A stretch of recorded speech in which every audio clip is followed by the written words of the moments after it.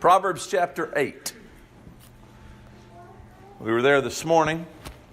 I told you that there are three natural breaks in Proverbs chapter 8, which I enumerated. But there's actually four, and I mentioned that this morning, but it's a conclusion. And I want to go there this evening as we wrap this idea up. Wisdom at 19. The idea of us entering into a year more like a location than a time frame. And if we can look at it that way, perhaps it'll give us more of a feel for the importance of where we are with regards to wisdom. This morning I shared with you those 3 points: that wisdom invites everyone, wisdom rewards acceptance, and thirdly, wisdom accompanies God. That was the one that really tied to my heart as I was studying for this lesson, that as you read that third part in Proverbs 8, it makes it sound as if wisdom and God are partners in things. And I guess that's accurate. Again, we've got a personification going on here. It's not that wisdom really is a person, but in order for us to relate to it, kind of like I'm saying 2019, think of it as a place rather than a time period. In order for us to relate to it, he says it that way. I wish when Todd had asked me to offer a suggestion about a single person who God used to lead about something great, that the first thing that popped in my head was a woman, because I am so thankful for women. I respect women far more than I respect men. There's a little secret: if you're a mapster, I would much rather work with the young ladies than I would the young men. They're just often more cooperating. That they've got a wisdom about them. They're able to work through things in a different manner. It's not that I don't like guys. I be a guy. But I don't know. Women have just got a special place in my heart. And that's why this conclusion is rather remarkable to me. I wish when Todd had asked me that question that I had shouted, "Mary." I know we've done this before in sermons, but have you ever stopped and thought about Mary? We just came through the Christmas season, and I realize that really in our fellowship, she probably doesn't get a lot of accolades because of what Catholicism has done to her. I realize that she is not equal to God. I realize that when you say she's the mother of God, you're referring to the biological child that came about, Jesus, and all of those things. She's not actually the one who produces divinity.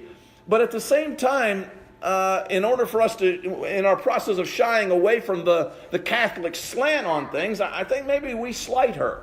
We don't appreciate fully. Of all the women on the planet, all of them, this is the one that got chosen. She must have been remarkable. This conclusion is very, very important, because in Proverbs chapter 8, I told you this morning, wisdom is identified as a woman throughout the passage. But in the conclusion, we find out what woman this is. Specifically, in the personification of wisdom in Proverbs 8, the woman is your mom. Let me read the passage. "Now then, my sons, listen to me. Blessed are those who keep my ways. Listen to my instruction and be wise. Do not ignore it. Blessed is the man who listens to me, watching daily at my doors, waiting at my doorway. For whoever finds me finds life and receives favor from the Lord. But whoever fails to find me harms himself. All who hate me love death." As you work through the personification of wisdom and you get to the concluding paragraph, it's interesting that this woman who I told you must not make her walk 5 steps behind you. So often we do that. I want my way first, and then if it doesn't work out, then I'll turn around and say, "Hey, what do you think?" Wisdom doesn't need to walk beside us. Wisdom, if anything, in the personification, it needs to walk ahead of us as we journey through this location called 2019. But I find it very endearing that in the personification of wisdom, the wise man, inspired by the Holy Spirit, would tie it to our hearts by referring specifically in verse 32 to sons. Meaning, that woman is intended to have the personification of mom. That maternal instinct, that maternal leadership that is there. Lisa and I were talking before services, and Cindy's home. She's just as sick as she can be. She's got the crud and all those kind of things. And she said, Cindy doesn't get sick much, does she? I said, no, she doesn't. And then I responded, because her boys don't let her. We just don't give her time. I'm always sick, or Gabriel's always sick, and so she's always running after us. And I don't know, she just kind of happened to find a lull between the two, I guess, and now she gets to be sick. But that's kind of what moms do, isn't it? Women are some of the toughest creatures on the planet. In the personification of wisdom, God chose a woman to illustrate that, not a man. Why is that? Because some of us have boulders on top of our shoulders. We're just as thick as a rock. We just don't get it sometimes, or at least we're so stubborn we don't apply the knowledge, and therefore we don't have wisdom. But moms, it seems so often you're so busy taking care of those things that are really essential to life that you don't have any choice but to apply knowledge. You got to get to the wisdom stage. I'm so thankful for wisdom. I want to read the last two verses actually, and I want you to see this conclusion. 35 and 36 of Proverbs chapter 8. For whoever finds me finds life and receives favor from the Lord. But whoever fails to find me harms himself. All who hate me love death. Odd way to end the chapter. It's not that you and I specifically like separation. It's not that we long to go down to Sheol. It's not that the death experience is that so enamoring idea that we are drawn to it and it's warm and fuzzy and we just want to hug it. I don't think that's so much what he's saying, as he is saying that the response we make to wisdom so often would be like saying, you love death more than life. Why? Because wisdom brings life. Wisdom is that characteristic that preserves us, takes care of us, motivates us through, etc. And can't you again see all of that wrapped up in mom? As she is constantly watching over the little ones, making sure they don't run off into the parking lot or whatever it may be. Last illustration. I was sitting in Walmart the other day waiting on Cindy to come out.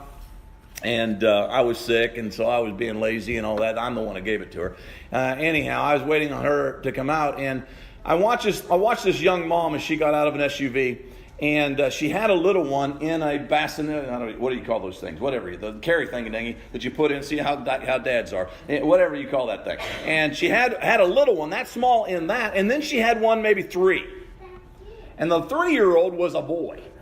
So you know what's happening. This little boy, he's got to see everything, got to touch everything. He's just completely about everything. And I was just watching from afar as this woman, remarkable young lady, she had to probably be in her late 20s, but remarkable, as she managed both a child in the carry thing and a little boy who wanted to touch every car, who wanted to run out into the parking lot. Women are amazing. There's no doubt in my mind the reason God selected a woman for the personification of wisdom is because what women are. God bless you as a woman. Thank you so much. But may we make the application and conclusion here by saying this. If you ask mom to walk 5 steps behind you and only ask her for advice once you finally get in trouble, you really haven't accessed all of the advantages that you have.